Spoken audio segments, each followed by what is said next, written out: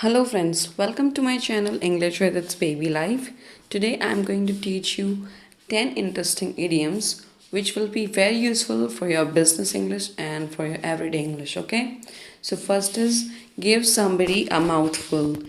To give someone a mouthful is to speak to them in a very rude, harsh, abusive or critical way, or to shout or yell at someone, or to curse someone. इसका मतलब होता है किसी पर मतलब बहुत ज़्यादा गुस्से से चिल्लाना, बहुत रूड तरीके से किसी से बात करना। तो that is to give somebody a mouthful. इसको आप उस सिचुएशन में यूज़ करेंगे जैसे मान लो आपने कुछ किया गलत, जैसे बच्चे कर देते गलत तो उनके पेरेंट्स गुस्से में उनके ऊपर चिल्लाते हैं या कुछ ऐसा कह देते हैं, तो बच्चे बोलेंगे लाइक डैड गेव मी अ माउथफुल या mom gave me a mouthful because I did that.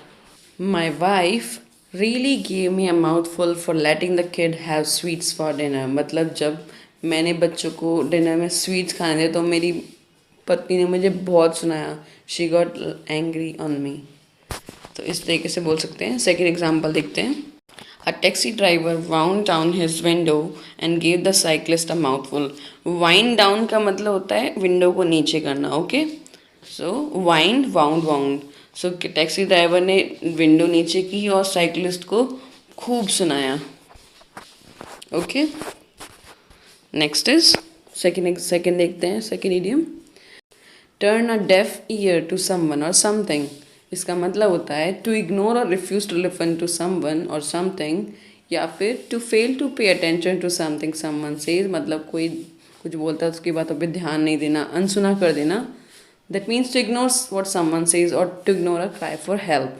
तो कोई मदद मांग रहा है और हम अनसुना कर देते हैं। इसके एग्जाम्पल देखते हैं। The government had turn deaf ear to full lockdown request of citizen during election. मतलब इलेक्शन के दौरान गवर्नमेंट ने लोगों की फुल लॉकडाउन की रिक्वेस्ट को अनसुना कर दिया, ओके?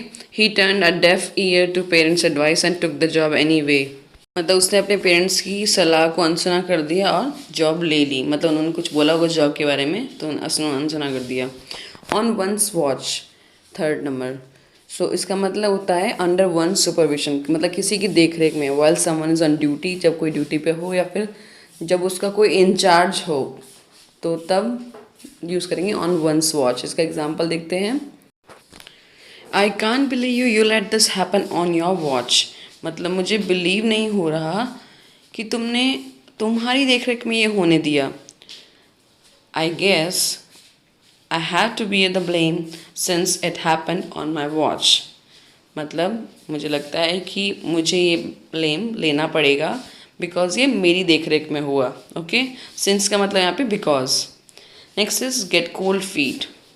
गेट कोल्ड फीट का मतलब होता है to suddenly become to afraid to do something one at plan to do. मतलब आपने कोई चीज़ प्लान की होगी और सडनली लास्ट टाइम पे आप एकदम से डर जाते हैं उसको करने से, ओके? सो इसका एग्जाम्पल देखते हैं। I was going to try bungee jumping but I got cold feet at the last minute. मतलब मैं बंजी जंपिंग ट्राई करने वाली थी बट लास्ट मिनट पे मुझे बहुत डर लगा उसको करने से, ओके?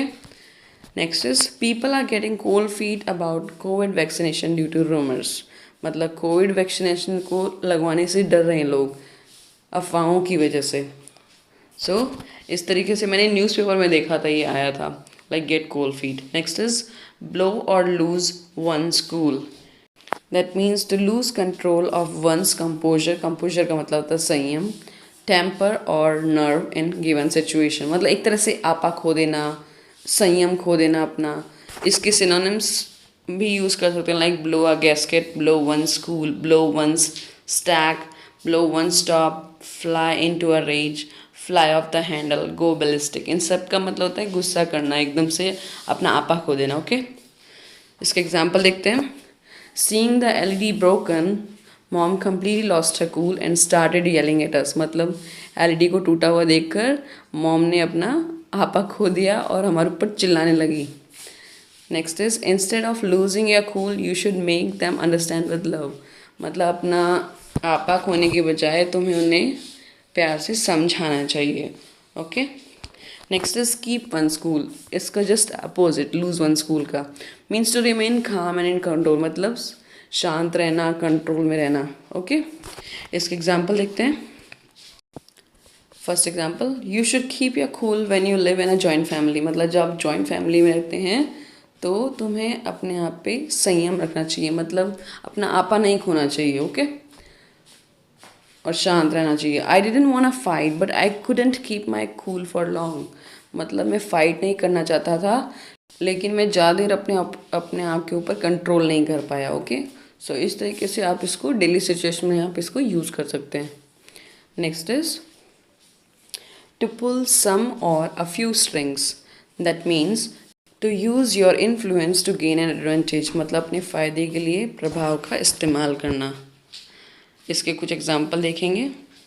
फर्स्ट एग्जाम्पल है, I can pull a few strings if you want admission to our college. मतलब अगर तुम्हें हमारे कॉलेज में एडमिशन चाहिए तो मैं अपनी पहुंच लगा सकता हूँ। इसको इस तरीके से समझ सकते हैं, okay. Police let him out of jail so early because his dad pulled some string with DSP. So police ने उसको इतनी जल्दी जेल से इसलिए निकल जाने दिया बिकॉज क्योंकि उसके डैड की डीएसपी से पहुंच थी तो उसने उनसे अपनी पहुंच लगा के उसको जेल से निकलवा दिया। Next is it possible to get anything done around here without pulling some strings. मतलब क्या ये पॉसिबल है यहाँ कि बिना कुछ पहुंच लगाए हम कुछ अपना काम करवा सकते हो। Next idiom is make a फस अबाउट और ओवर समथिंग और समवन। इसका पहला मतलब है टू आर्ग्यू और कंप्लेन अबाउट समथिंग, मतलब किसी चीज़ के बारे में कंप्लेन करना, बहुत ज़्यादा बहस करना। और सेकंड मतलब है treat someone with excessive attention solitude means care and concern और अफेक्शन। तो किसी को बहुत ज़्यादा केयर करना, अटेंशन देना, प्यार देना, ओके। सो इसका पहला मतलब है at most big stores, if you make a fuss about a product that didn't meet your expectation, you will almost definitely get a refund. मतलब जितने भी मोस्टली बिग स्टोर्स होते हैं तो वहाँ पे जब आप किसी प्रोडक्ट के बारे में जिसको आपने यूज़ किया और आपकी एक्सपेक्टेशन उससे पूरी नहीं हुई हो तो जब आप उसके बारे में कंप्लेन करते हैं कि ऐसे ऐसे ये ख़राब है, ये है, तो आपको रिफ़ंड मिल जाता है। And if you make a fuss over small budget items what will it be like when we discuss the big ones. मतलब आप छोटे बजट आइटम के ऊपर ऐसे आर्ग्यू करोगे, कंप्लेन करोगे, तो बड़े डिस्कस करेंगे तब क्या होगा। Whenever they visit grandma, she makes a fuss over the children. मतलब जब भी वो ग्रांडमा के पास मिलने जाते हैं तो वो बहुत प्यार करती हैं, केयर करती हैं, उनको बच्चों का टेंशन देती हैं। Next is relieve oneself or answer nature's call. Means to pass waste from body to urinate or to defecate. Mostly urine के लिए यूज़ होता है, डेफिकेट के लिए आप भी यूज़ कर सकते हैं, मीन्स पॉटी के लिए, ओके। एग्जाम्पल देखते हैं इसके। He stopped by the side of the road to relieve himself. मतलब उसने गाड़ी रोड के साइड में रोकी टॉयलेट करने के लिए, okay. We will be pulling into a rest stop soon if anyone needs to relieve themself. मतलब हम फैमिली मेम्बर से पूछ सकते हैं, मतलब जल्द ही हम रेस्ट स्टॉप पे रोकेंगे अगर किसी को टॉयलेट पॉटी करना है तो। Next is does anyone else need to answer nature's call before we get back in the car. मतलब कार में जाने से पहले, वापस जाने से पहले किसी को अगर टॉयलेट करना है तो या पॉटी करनी तो आप जा सकते हो, ओके। इस तरीके से पूछ सकते हैं। नेक्स्ट इडियम है to give someone cold shoulder और to send someone to Coventry. इन दोनों में से आप कोई भी यूज़ कर सकते हैं। It means to ignore, ostracise और snub someone, or to treat somebody with coldness and contempt, or knowingly behave in an unfriendly, मतलब जानबूझकर उससे अनफ्रेंडली बिहेव करना या फिर किसी को इग्नोर करना, उसको भाव न देना।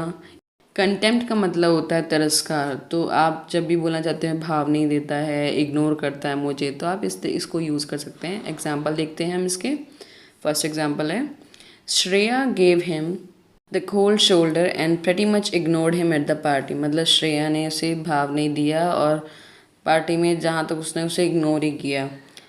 Next is something has happen and I don't know what it is but he is giving me the cold shoulder. मतलब कुछ हुआ है लेकिन मुझे नहीं पता ये क्या हुआ है, मतलब क्या है, और लेकिन वो मुझे भाव नहीं दे रहा है, मतलब वो मुझे इग्नोर कर रहा है। Next is she thinks you started that rumour about her and that's why she has been giving you the cold shoulder all day. मतलब उसे लगता है कि ये जो अफवाह तुमने स्टार्ट की उसके बारे में, इसीलिए वो पूरे दिन भर से तुम्हें भाव नहीं दे रही है, इग्नोर कर रही है, तुमसे अनफ्रेंडली बिहेव कर रही है। Okay, so that's all. आपको वीडियो अच्छा लगा तो प्लीज़ लाइक और शेयर कीजिए, और thanks a bunch for watching my video. Have a good day.